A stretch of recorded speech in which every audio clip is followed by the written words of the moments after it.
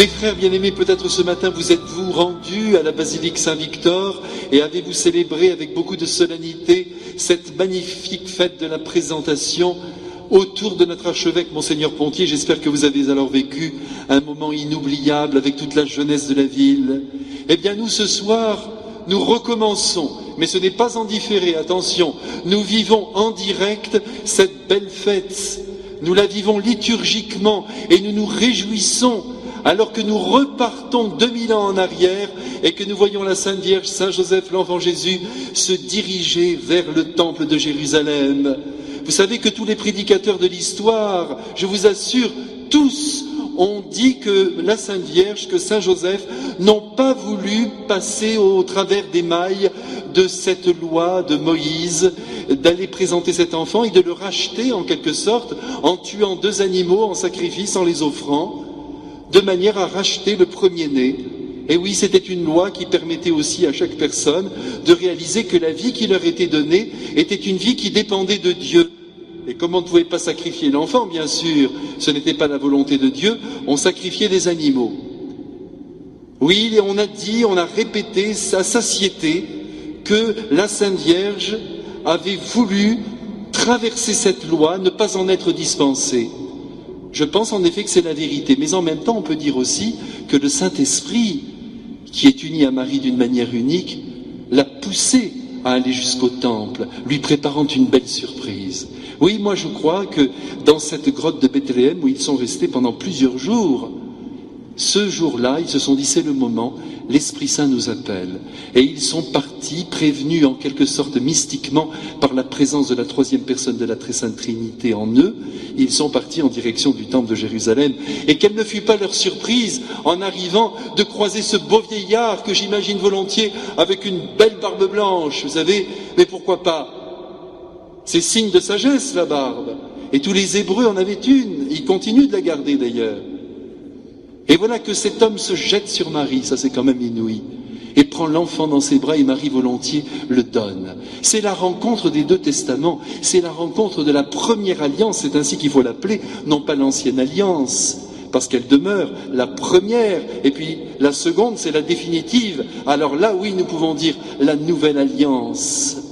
C'est la rencontre entre cet univers qui attendait le Messie et le Messie lui-même. Et quand j'imagine les mains remplies d'arthrose de ce vieillard, car c'est ainsi que je les imagine, des mains de travailleurs d'ailleurs, toucher la chair toute fraîche de Jésus, je me dis que ce dut être pour lui, qui représentait son peuple, une grâce merveilleuse que de sentir dans ses mains l'accomplissement des promesses faites à Moïse. Ça c'est inouï. C'est pourquoi, mes frères, nos frères juifs, nous ne devons jamais les repousser. N'oubliez pas qu'ils doivent un jour, à l'instar du vieillard Siméon, qui fait bien partie de leur peuple, qui est un de leurs pères, ils doivent découvrir que notre Seigneur est le Messie attendu et promis. Ça viendra, mais vous savez que le jour où l'ensemble du peuple juif recevra cette vérité dans son cœur, ce sera le signe que ce sera la fin de cette terre. C'est le dernier signe avant le retour de notre Seigneur. Alors nous prions ardemment pour hâter ce retour, parce qu'il y en a assez de voir les êtres pleurer et s'éloigner de Dieu. Il faut que le Seigneur vienne et ramasse tous ses poussins, mais il attend. C'est son calendrier qui n'est pas le nôtre, voulant sans doute que nous, de notre côté, nous essayons de rassembler les hommes et de les conduire jusque dans ses bras. Nous sommes des apôtres, ne l'oubliez pas, pas simplement le prêtre, mais chaque baptisé. Vous devez travailler, mes frères, à l'avènement du royaume dans le cœur des hommes. Et comment voulez-vous que le prêtre atteigne chaque personne? Il ne peut les atteindre qu'à travers vous, qui ramenez les âmes jusqu'à son cœur. Et avec les pouvoirs qui lui ont été donnés, malgré sa propre misère personnelle, il peut conduire les âmes à reconnaître Jésus comme le Messie. En tout cas, cette rencontre, mes frères, doit nous émerveiller ce soir. Pensez au grand désir qui a habité le cœur de Siméon. L'Esprit Saint lui avait révélé qu'il ne mourrait pas sans voir le Fils bien-aimé du Père. Mais il en avait donc un très grand désir. Et vous savez qu'on peut juger un homme à son désir. Si vos désirs sont petits, les réalisations seront petites. Si vos désirs sont immenses, eh bien, terminez la phrase.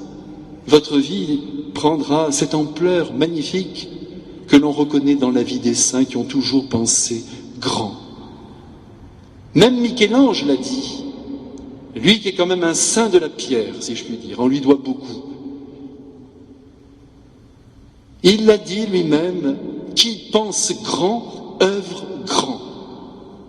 Il faut donc que nous soyons des hommes et des femmes de désir, surtout dans l'ordre de l'amour et dans l'ordre de la foi. Essayons ce soir d'avoir un désir identique à celui du vieillard Siméon, qui a tant désiré rencontrer notre Seigneur. Voyez-vous, mes frères, nous aussi, comme lui, nous pouvons dire au fond déjà ce soir, maintenant on peut mourir, parce qu'on a vu le Messie de Dieu. Oui, on l'a vu. On sait qui est le Sauveur. On le sait, mes frères, et nos 2000 ans de christianisme nous aident énormément à le reconnaître. Et la cohorte des saints et leurs œuvres, alors là, nous emporte dans un état d'émerveillement inouï. Mais au-delà de tout cela, nous avons, nous, le mystère de la très sainte Eucharistie. C'est notre manière à nous de serrer le Christ dans nos bras. C'est quand même inouï quand on y pense. Le Christ est là. Bien sûr, quand on voit une petite hostie, celle que vous allez recevoir tout à l'heure, on ne sent pas son cœur respirer, mais je vous assure qu'il est vivant. C'est notre grâce. C'est la grâce de l'univers chrétien que de posséder Dieu, de l'avoir à portée de main et de cœur, et que de pouvoir s'unir à lui, alors qu'il nous introduit dans son mystère quand nous le recevons. Mes frères, n'oubliez pas que c'est le sommet de la rencontre ici-bas avec notre Créateur. On ne peut pas aller plus loin. Et c'est pourquoi quand des êtres vous disent qu'ils croient en Dieu et que cela leur suffit, dites-leur, mais c'est de la folie. Comment ça peut te suffire alors que Dieu veut venir en toi? Ça ne suffit pas, ce n'est pas une question simplement d'idées, de conception de la vie, des choses, de l'univers. Je crois en Dieu, mais oui, je crois. Ça ne suffit pas, le Christ est mort sur la croix pour pénétrer la chair humaine et notre pauvre âme qui est pourtant destinée à la gloire éternelle. Dites à ceux qui sont autour de vous qu'il se passe du plus grand trésor qui est à notre portée.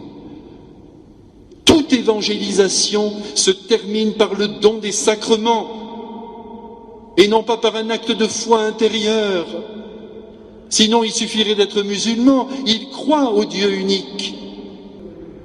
Non, il faut aller plus loin et aller jusqu'au bout du désir de notre Seigneur, et nous y revenons, de venir en nous et de ne plus faire qu'un avec nous. Ce que le vieillard Siméon a vécu en serrant contre lui l'enfant Jésus, nous le vivons dans le mystère eucharistique. Et c'est ce mystère eucharistique qui nous transforme jour après jour. Certes, nous gardons notre tempérament, nous gardons notre caractère, et même, j'oserais dire, nos défauts. Il n'y a rien à faire, il y a des réalités qui demeurent en nous et qui exigent de nous un véritable travail. Mais en même temps, notre Seigneur nous transforme profondément, beaucoup plus que nous ne le croyons. Et chaque communion apporte une bonification à notre être. Il faut le croire. Parce qu'encore une fois, la présence de Dieu dans la Sainte Eucharistie est la présence la plus éminente qui soit. Lorsque nous nous aimons les uns les autres, nous rendons Dieu présent. Lorsque nous prions notre chapelet, lorsque nous nous approchons de Marie, la grâce du Christ nous étreint davantage. Mais lorsque nous communions, alors là, c'est l'union nuptiale. Quel mystère immense! Alors ne nous privons pas de cela.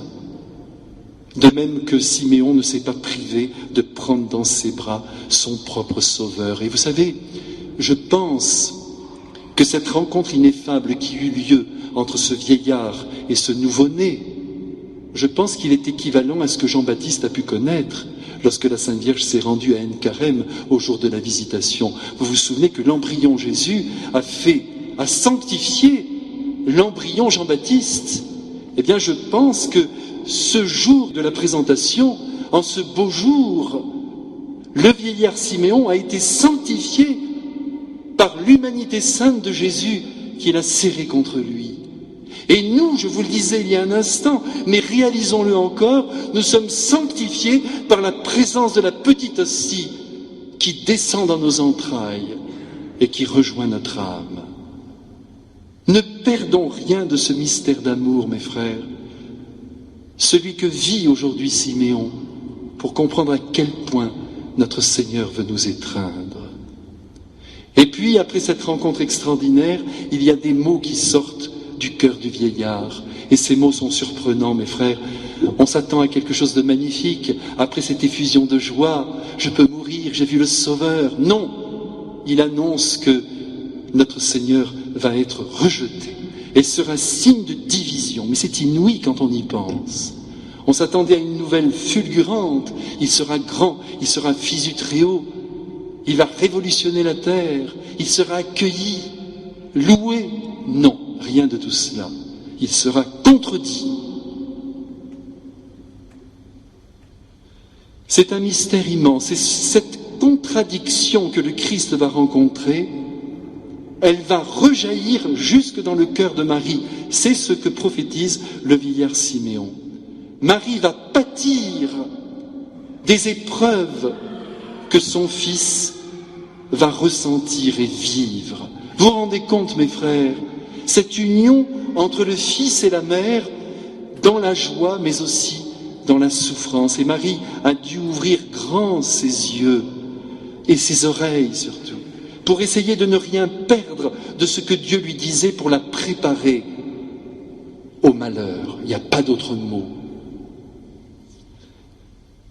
Nous devons donc, mes frères, de notre côté, en contemplant cette scène et ces mots de Siméon, ne pas perdre de vue que nous aussi, nous devons être et nous serons signes de contradiction pour l'univers. Parce que je vous rappelle que le chrétien doit revivre les états du Fils de Dieu. Nous reproduisons en nous, et l'Église reproduit aussi dans son chemin tous les états que Jésus a traversés. Et à mesure que ma vie avance, parce que maintenant elle avance sérieusement, je me rends compte que c'est vrai. Il faut donc que nous devenions des signes de contradiction. Mais rassurez-vous, nous le deviendrons malgré nous. Si nous aimons le Christ, ce n'est pas que nous cherchons la contradiction. Elle vient vers nous. C'est un mystère immense. Pourtant, c'est d'amour dont il s'agit, puisque le chrétien n'a rien d'autre à faire que de semer de l'amour et de la joie et de la paix, et il reçoit en retour de la haine, du rejet ou de l'indifférence. Marie est avec nous, elle compatit, elle est toujours du côté de celui qui est incompris. Et c'est ce qui nous rassure. Mais en même temps, il faut que nous nous préparions. C'est notre destin. Normalement, sur le plan humain, la vie de l'apôtre, la vie du saint, et c'est de vous dont je parle, elle finit mal, comme celle du Christ.